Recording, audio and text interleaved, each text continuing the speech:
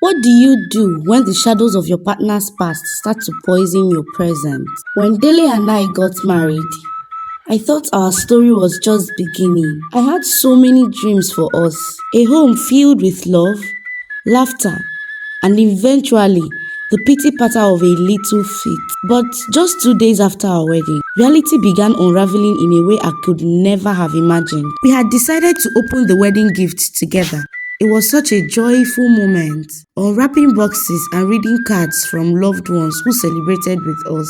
Then I stumbled on a card that didn't quite fit in. It wasn't congratulatory or warm. It was personal. It was a missing you card. At first, I thought it had to be a mistake, but as I opened it, my heart sank.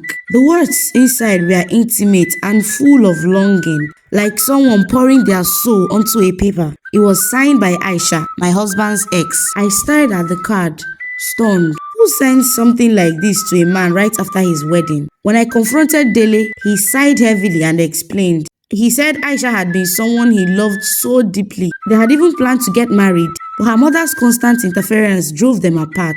He said he had moved on, that he was over her, but the raw emotion in that card said otherwise. It wasn't just a letter, it was a wound, open and bleeding. I tried to brush it off, but it lingered in my mind, not because I was jealous, but because I couldn't stop thinking about her. What kind of pain makes someone write something so heartfelt and send it at such a time? I saved the card on my phone for a while, almost like I needed proof that this strange chapter had actually happened. Eventually, I deleted it, thinking it was in the past, but the past has a way of clawing its way back.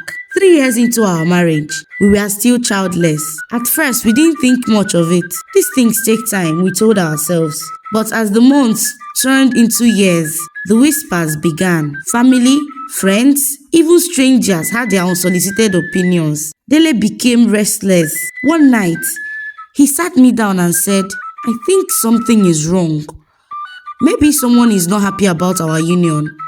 Or maybe there's a curse." I laughed nervously, brushing it off, but his words stayed with me. When I asked if he had wronged anyone, he shook his head. We went from one doctor to another, undergoing tests, praying, fasting, and trying every remedy people suggested. The doctor said we were both fine, but no child came.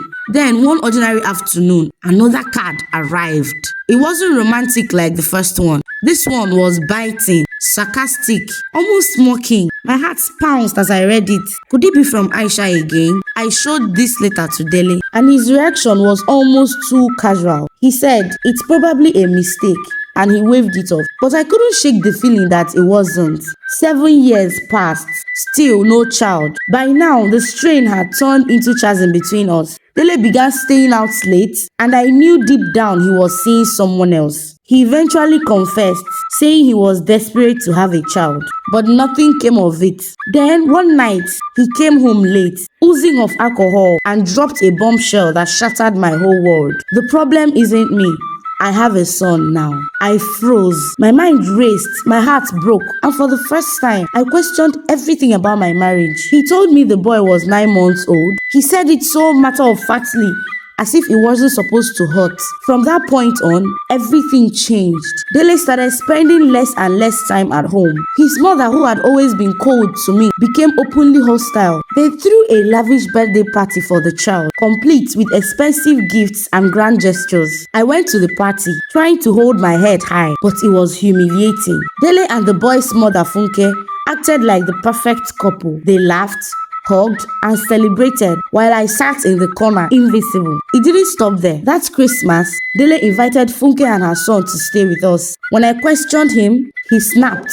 Only a mother knows how to care for her child. I couldn't believe the audacity. My family begged me to leave him, but I couldn't. Something, fate, stubbornness, or pure madness just kept me there. Then one Sunday, everything came crashing down. We returned from church to find 2 women waiting outside our gate. It was Aisha and her mother, Hadiza. They refused to come inside, insisting on speaking to Dele outside. The truth they revealed shook me to my core. Years ago, Aisha had gotten pregnant and Dele denied the child. She was forced to have an abortion, and it left her unable to conceive again. In their anger and pain, they cursed him. vowing he would never have children. Dele tried to laugh it off. The curse didn't work.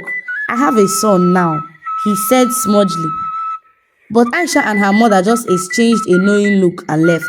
Not long after, the truth unraveled. Funke confessed that the boy wasn't Dele's after all.